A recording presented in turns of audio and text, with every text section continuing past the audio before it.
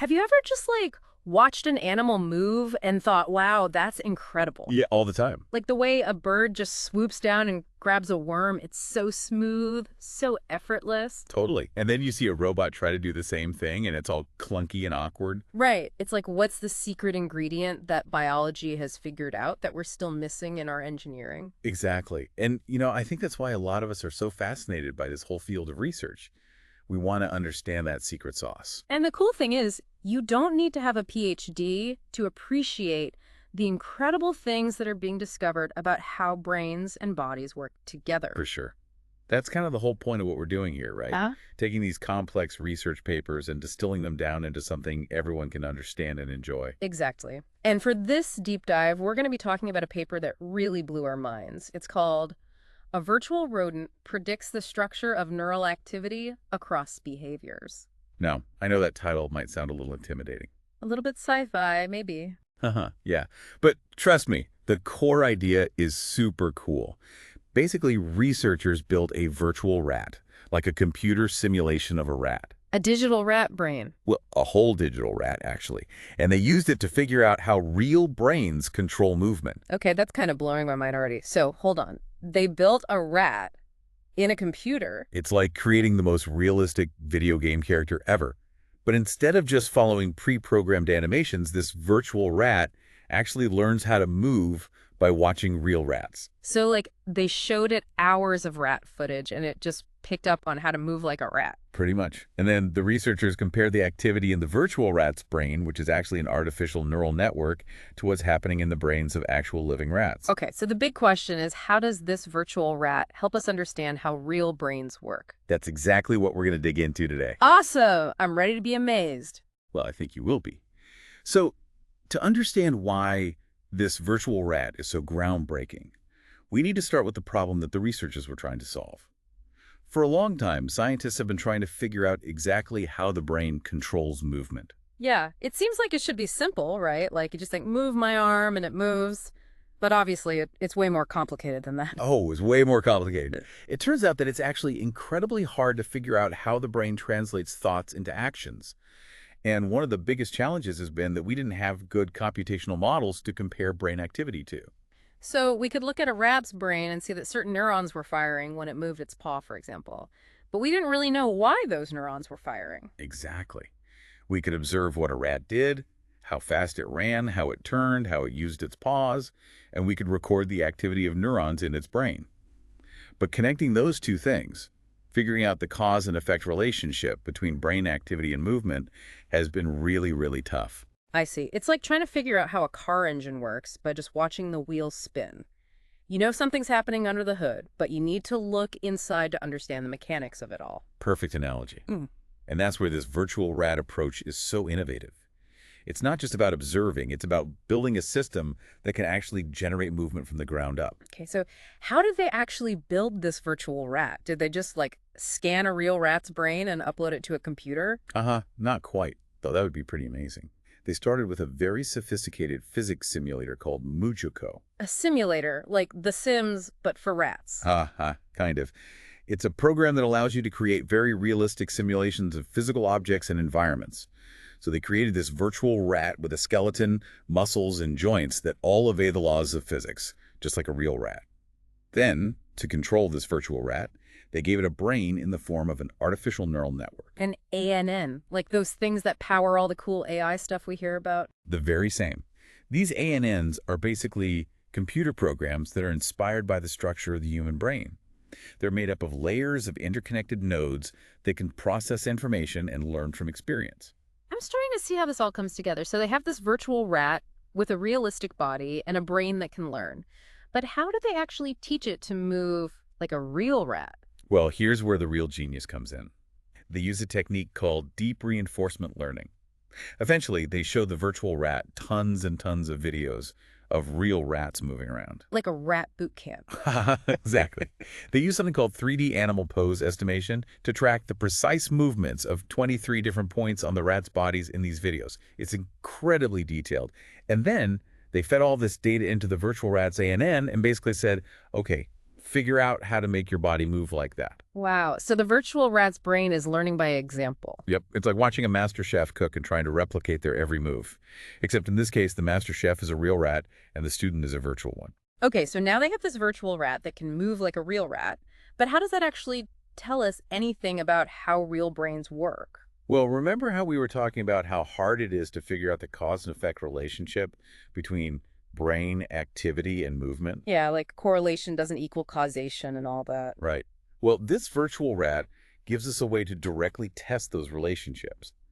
Because we know exactly how the virtual rat's brain is working, we can compare its activity to the activity in the brains of real rats doing the same movements. Ah, I see. It's like having a window into the black box of the brain. Because you built the virtual brain, you know exactly what's going on inside it, and then you can compare that to the real thing. Exactly. And what they found was super surprising. The activity in the virtual rat's ANN was actually a better predictor of the activity in the real rat brains than any of the actual measurable features of the real rat's movements. Wait, hold on. You're telling me that looking at the virtual rat's brain told them more about the real rat's brain than just watching the real rat move? That's exactly what I'm saying, and that's a huge deal. It suggests that those areas in the real rat brain specifically, the dorsolateral striatum, DLS, and the motor cortex, MC, are really involved in something called inverse dynamics. Inverse dynamics. Sounds complicated. It is, but it's also pretty intuitive once you understand it. Basically, inverse dynamics is the process of figuring out which muscle commands you need to send to your body to achieve a desired movement. It's like if you want to reach for a cup of coffee, your brain doesn't just say, move arm towards cup. It has to calculate all the tiny adjustments to each muscle in your arm and hand to make that movement happen smoothly and accurately. So the virtual rat's brain was basically doing the same kind of calculations as the real rat's brain, and that's why its activity was such a good predictor. Exactly. And they confirmed this using some really sophisticated statistical analyses.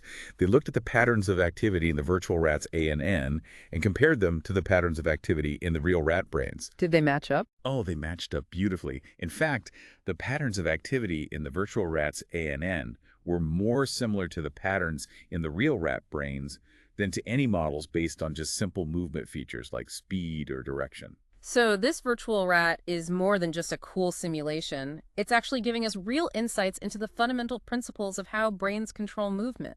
Exactly. And to really make sure that the virtual rat's body was playing a crucial role in this whole thing, they did another really cool experiment. They tweaked the virtual rat's body in subtle ways. How do you tweak a virtual rat's body? Well, in one experiment, they changed its overall mass, making it heavier or lighter. And in another experiment, they changed the relative mass of its head compared to the rest of its body. These were tiny changes, but they were enough to make it harder for the virtual rat to imitate the real rat's movements. I guess that makes sense. Like if you suddenly woke up and your head was twice as heavy, it would probably mess with your coordination for a bit. Totally. And here's the key point. When they made these changes to the virtual rat's body, the activity in its ANN was less accurate at predicting the activity in the real rat brains. So the virtual rat's brain could only predict the real rat's brain activity when it was controlling a body that felt and moved like a real rat's body. Exactly. Which means that the brain isn't just learning to control movement, it's learning to control a body. Wow. That's really profound. Okay, so we've talked a lot about how this virtual rat helps us understand how brains control precise movements. But what about the fact that animal movements are rarely perfectly precise? Like, even when you're trying to do the same movement over and over again, there's always a little bit of variability. That's such a good point. And it's something that the researchers actually looked at directly in this study. They wanted to know if their virtual rodent would also show this kind of variability, even though it was living in a perfectly controlled digital world. So did they program in some random wobbles and twitches to make the virtual rat less perfect? Nope, they didn't have to do that. The variability emerged all on its own. They looked at the variability in the virtual rat's neural activity, basically, the random fluctuations in the signals within its artificial neural network. Yeah. And they found that this neural variability was actually structured in a very specific way. Structured. What do you mean by that? It means that the variability wasn't just random noise. It was patterned in a way that made the virtual rat's movements more efficient and robust. It's like the virtual rat had learned to be a little bit sloppy in just the right ways to deal with unexpected situations. So is learning to be imperfectly perfect, like a jazz musician who knows when to play a little off-key to make the song sound more interesting. I love that analogy. Yeah. And the really amazing thing is that the structured variability in the virtual rat actually looked a lot like the variability that's been observed in real rat brains. Okay, so let me get this straight. The virtual rat, with its simulated brain and body, is not only predicting the average activity in real rat brains, but it's also capturing the subtle, moment-to-moment variations in that activity. Exactly. And that's a huge step forward in our understanding of how brains work. It suggests that these kinds of computational models could be incredibly powerful tools for studying all sorts of complex brain functions, not just movement. Absolutely. It's like we're finally starting to crack the code of how brains and bodies interact to create behavior.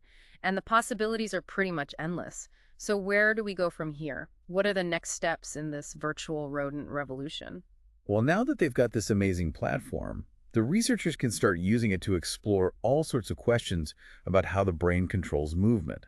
They can tweak the virtual rat's brain and body in different ways to see how that affects its behavior. They can even use it to study how the brain adapts to injuries or changes in the environment.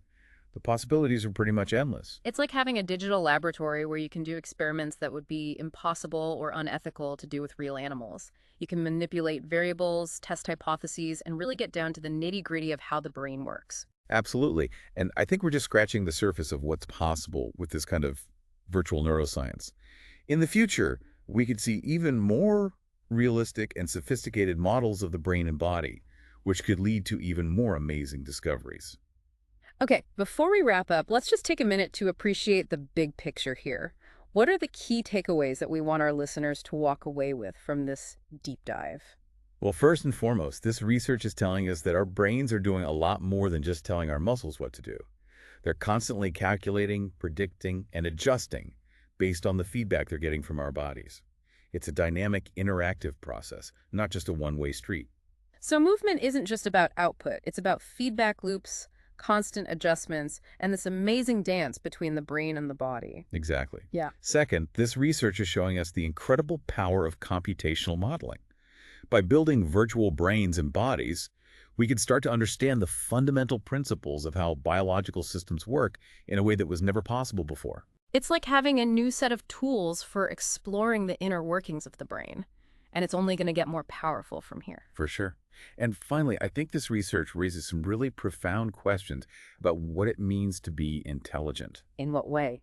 Well, if we can build virtual brains that can learn to control bodies in such a sophisticated and nuanced way, what does that say about the nature of intelligence itself? Is it something that can be created in a computer? Or is there something special about biological brains that we haven't quite captured yet? That's a huge question, and one that I don't think we have the answer to yet.